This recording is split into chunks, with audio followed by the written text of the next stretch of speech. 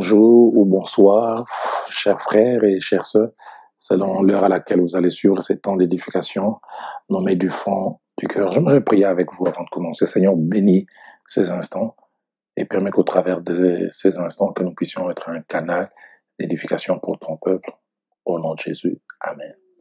Je voudrais commencer avec vous une série intitulée « Les secrets » au pluriel des ministères qui durent. Aujourd'hui, il y a un phénomène et on voit des gens qui sont suscités par Dieu, dans l'œuvre de Dieu, comme évangélistes, comme prophètes, comme docteurs, comme pasteurs, comme enseignants, et qui font beaucoup de bien au peuple de Dieu. Et puis subitement arrive un problème, un scandale, ou un autre problème. Quelqu'un a parlé du phénomène ministère étoile filante. Une étoile filante, aussi vite elle apparaît, aussi vite elle disparaît. À quoi est dû ce phénomène? Est-ce quelque chose d'évitable? Est-ce quelque chose contre laquelle nous pouvons être armés et éviter qu'elle puisse arriver? Je voudrais lire avec vous deux passages, deux portions des Écritures qui vont nous servir de base et de point de départ. Le tout premier est tiré du livre des Deutéronomes, au chapitre 33, au verset 25. C'est la partie B qui nous intéresse, mais on va lire tous les versets. Moïse est au soir de sa vie, il est en train de prononcer les paroles de bénédiction adaptées à chacune des tribus d'Israël. Et là, il s'adresse à la tribu d'Asser. Écoutez ce qu'il dit. Que tes verrous soient de fer et d'airain, et que ta vigueur dure autant que tes jours. Nous venons de lire cette merveilleuse portion qui nous montre le cœur de Dieu. On va lire avec vous le second passage, qui est dans le livre de Josué, au chapitre 14, du verset 10 au verset 11e. C'est Caleb qui est en train de présenter sa requête à l'homme de Dieu, Josué. Écoutez ce qu'il dit. Maintenant voici, l'Éternel m'a fait vivre, comme il l'a dit. Il y a 45 ans que l'Éternel parlait ainsi à Moïse, lorsqu'Israël marchait dans le désert. Et maintenant voici, je suis âgé aujourd'hui de 85 ans. Je suis encore vigoureux comme au jour où Moïse m'envoya. J'ai autant de force que j'en avais alors, soit pour combattre, soit pour sortir et pour entrer. Et ce passage que nous venons de lire, merveilleux passage de Josué au chapitre 14, du verset 10 au verset 11, nous montre encore un exemple de quelqu'un qui non seulement a commencé, mais qui a su rester. Avant d'aller dans le vif de notre sujet, parler des ministères qui durent, j'aimerais dire que quand je parle du ministère, j'aimerais parler des hommes et des femmes qui remplissent 5 conditions. La première condition sont des hommes et des femmes sauvés, qui ont rencontré Jésus-Christ comme Seigneur et Sauveur, qui ont pris conscience de leur état de péché et qui ont accepté Christ en se détournant des œuvres mortes. Mais deuxième condition sont des hommes et des femmes mis à part par Dieu pour exercer une fonction, assumer une tâche et remplir une responsabilité dans le corps du Christ. Mais troisièmement, quand je parle des hommes ou des ministres de Dieu, j'aimerais parler des hommes et des femmes qui non seulement remplissent une tâche, mais les font de la bonne manière. Et troisièmement, quand je parle des hommes et des femmes de Dieu, j'aimerais parler de la quatrième condition, celle qui conserve la qualité sur le long terme. Cinquièmement, quand je parle des hommes et des femmes de Dieu qui ont un ministère qui dure, j'aimerais parler de ceux qui non seulement commencent bien et conservent, mais de ceux qui terminent bien en conservant les qualités positives qu'ils avaient au départ, qualités qui font la joie du maître et qui font aussi la fierté de l'Église. Avant de rentrer dans les vifs de notre sujet, montrer qu'est-ce qui fait que certains ministères durent et d'autres ne durent pas, j'aimerais établir un certain nombre de principes basés sur l'étude des ministères dans la parole de Dieu, du ministère de Jésus-Christ qui est notre modèle par excellence, mais aussi exemple de l'Église primitive. Le premier principe, c'est que bien commencer dans l'exercice du ministère ne suffit pas. C'est-à-dire un bon début est une bonne chose, mais il faut savoir conserver les bonnes choses du début de manière assez constante. Ecclésiaste chapitre 7, au verset 8, les sages déclarent « Mieux vaut l'aboutissement d'une entreprise que son début. bizarre. Mieux vaut la fin d'une chose que son commencement. Apparemment, c'est comme si l'importance est plus accordée à la fin qu'au début. Est-ce pour dire que le début n'a pas de valeur? Non. Il veut simplement dire que le début n'a de la valeur que s'il y a une continuation, s'il y a une continuité et s'il y a une conservation. La version de Tob dit mieux vaut l'aboutissement d'une entreprise ou d'une affaire que ses premiers pas. Il ne suffit pas qu'il y ait les premiers pas, il ne suffit pas qu'il y ait ce qu'une autre version appelle les prémices. Il faut qu'il y ait un début, mais un début qui a une suite. Deuxième principe important, il ne suffit pas de finir, mais il faut finir avec les qualités plaisantes du début. Certains ont un ministère qui dure, qui reste longtemps, mais qui, avec le temps, perd les bonnes qualités du début. Dans 1 Roi chapitre 11, verset 4, la Bible nous parle de Salomon, toujours sur le trône, c'est-à-dire roi, avec des caractéristiques différentes de celles qu'il avait au début. Écoutez ce que la Bible dit. À l'époque de la vieillesse de Salomon, ces femmes inclinèrent son cœur vers d'autres dieux. Et son cœur ne fut point tout entier à l'Éternel, son Dieu, comme l'avait été le cœur de David, son père. Bon début, mais n'a pas su maintenir certaines choses. 2 Chroniques chapitre 26, verset 16 ainsi que verset 23, nous parle d'Ozias, qui avait bien commencé, qui a exercé un leadership sur le long terme, mais la Bible nous montre qu'il a péché contre l'Éternel et il a fini comme lépreux. Donc Galates chapitre 5, verset 7e, nous voyons l'apôtre Paul quasiment pleurer concernant un groupe de gens. Vous couriez bien. Qui vous a arrêté pour vous empêcher d'obéir à la vérité? Toujours l'apôtre Paul, dans Galates chapitre 3, verset 3. Êtes-vous tellement dépourvu de sens? Après avoir commencé par l'esprit, voulez-vous maintenant finir par la chair? Troisième principe, c'est que la fin a une grande importance. La fin a une très grande valeur. Parce que quelquefois, si les gens ne se souviennent pas de notre début, ils se souviendront toujours de notre fin. Hébreux chapitre 13, verset 7e les confirme.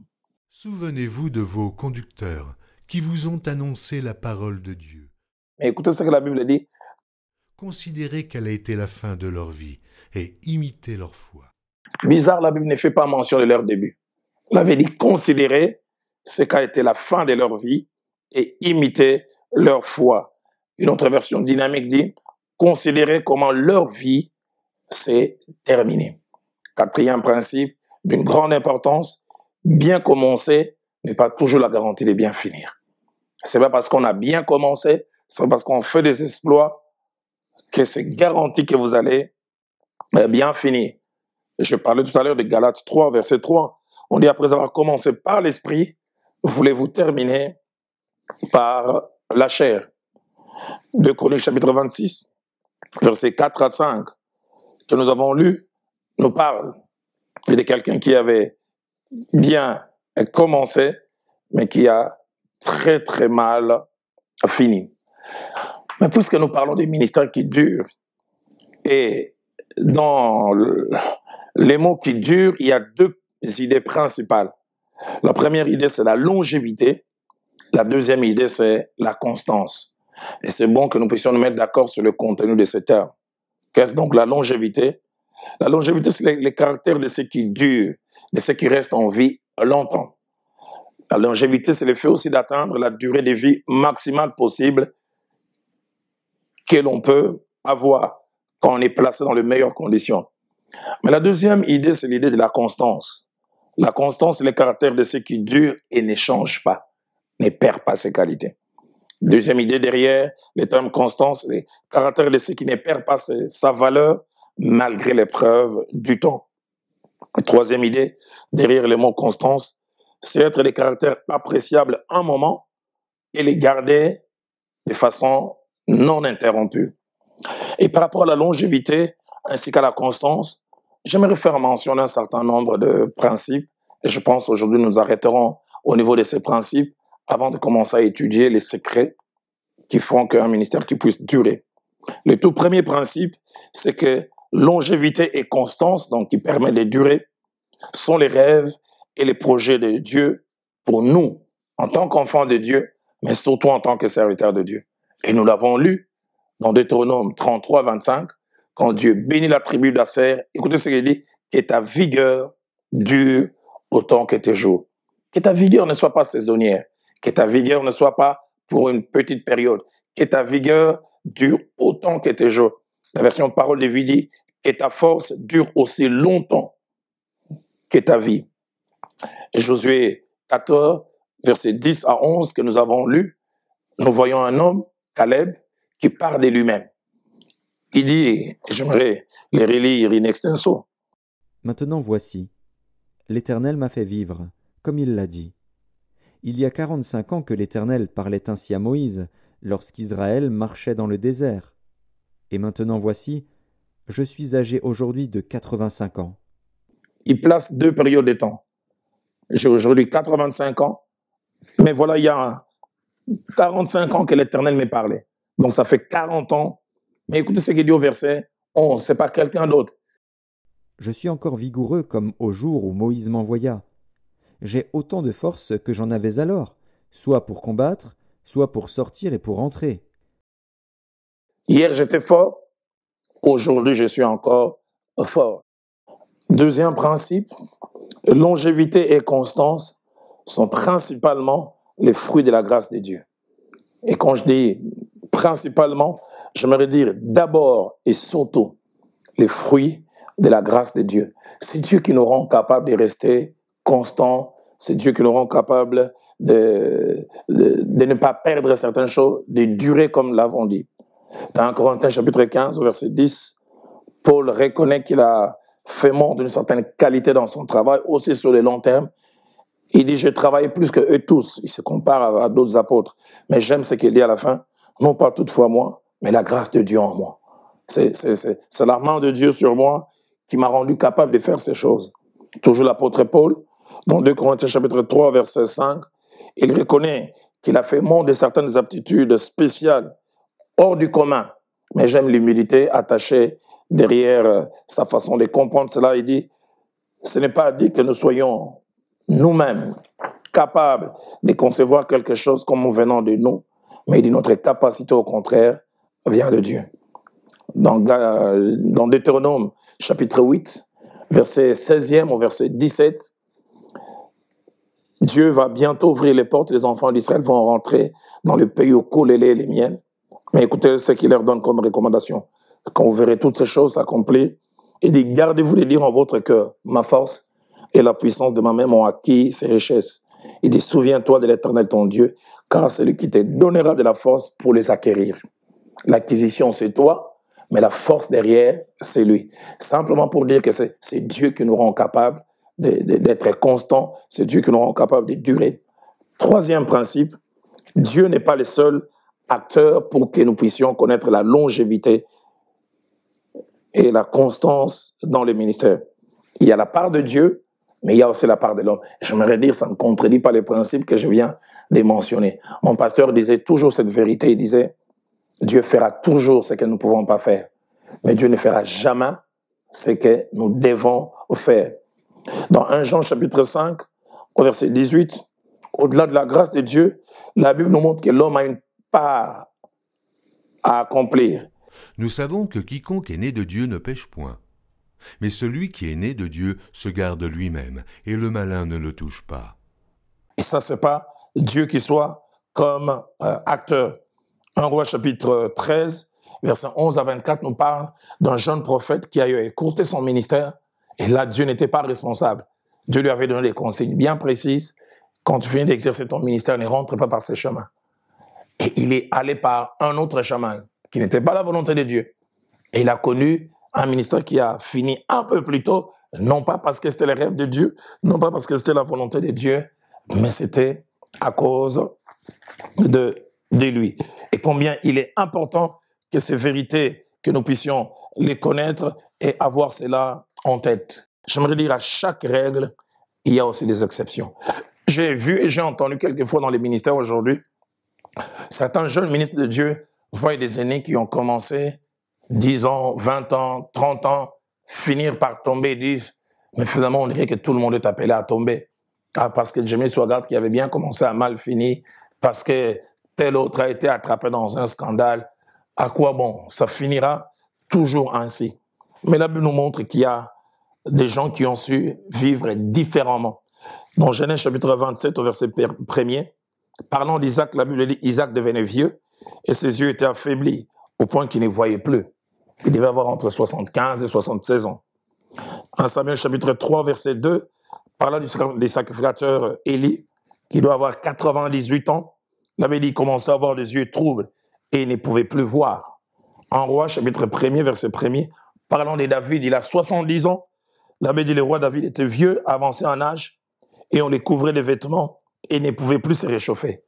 Mais écoutez ce que la Bible dit de Moïse. Deutéronome 34, verset 7. Moïse était âgé de 120 ans lorsqu'il mourut. Sa vue n'était point affaiblie et sa vigueur n'était point passée. Bizarre. 120 ans, un regard de jeune homme. Là où David a 70 ans, affaibli totalement. Élie a 98 ans, il ne voyait presque plus rien, aveugle. Isaac à 75, 76 ans ne voyait pas. Et ma prière est que Dieu fasse et de toi et de moi, de ceux qui marchent à contre-courant, là où tout le monde tombe, que nous puissions rester debout, que nous puissions rester d'aplomb dans la parole et dans la volonté de Dieu. Cinquième principe, et je pense que c'est par là que nous allons finir aujourd'hui avant de continuer la prochaine fois, c'est que pour l'homme et la femme de Dieu, longévité et constance touchent certains aspects de sa vie.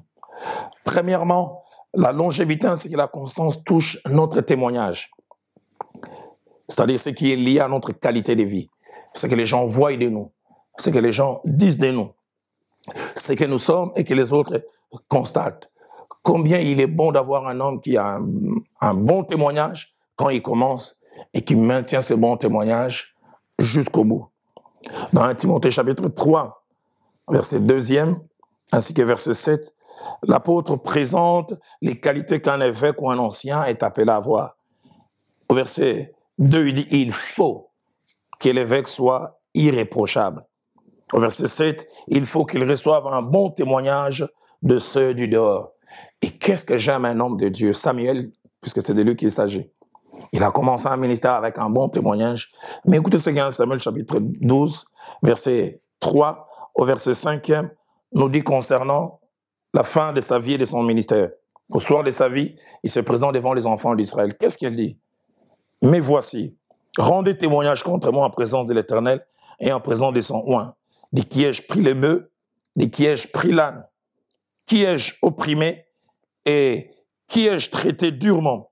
De qui ai-je reçu un présent pour fermer les yeux sur un mal qu'il aura fait?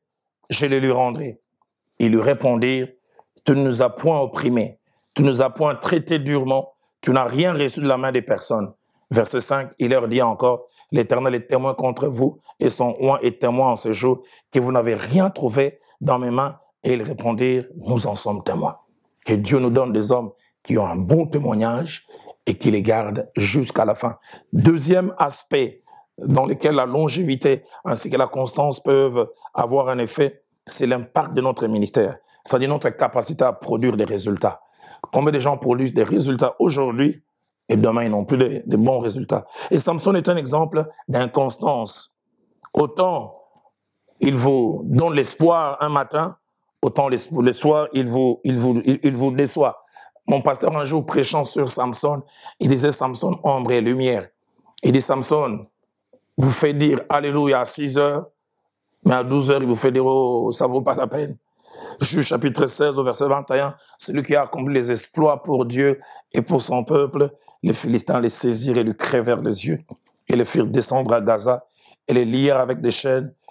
Tristesse, tête baissée pour les enfants d'Israël, alors qu'il y a quelque temps, c'était lui la source de leur fierté. Mais dernier élément, et je termine par là en ces jours, dans lesquels la constance ainsi que la longévité peuvent s'exprimer, c'est les charismes, c'est-à-dire les aptitudes particulières qui rendent capables d'être influents dans l'exercice du ministère. Juge chapitre 16, verset 19, puisque de Samson qu'il s'agit, il avait commencé avec une grande force, pouvant attraper des renards et les lier queue contre queue, pouvant prendre une mâchoire d'âne et accomplir des exploits. La Bible dit que Samson, sa tête fut placée entre les genoux d'une femme qui lui coupa les 7 tresses qu'il avait aux tristesses, il perdit sa force. Seigneur, aide-moi à ne pas perdre la force. Aide-moi, comme la Bible dit, parlant d'Acer, que ta vigueur dure autant que tes jours. J'aimerais prier avec vous. Seigneur notre Dieu, merci. Merci parce que tu veux que nous puissions avoir des ministères qui commencent, qui se perpétuent et qui jamais ne se dévaluent. Et nous avons essayé avec nos mots d'homme, mais nous comptons sous l'aide de l'assistance de ton esprit, afin qu'au-delà de ce que notre bouche a essayé de dire, que toi-même tu puisses communiquer des vérités plus élevées. Que tout l'honneur et la gloire te reviennent au nom de Jésus. Amen.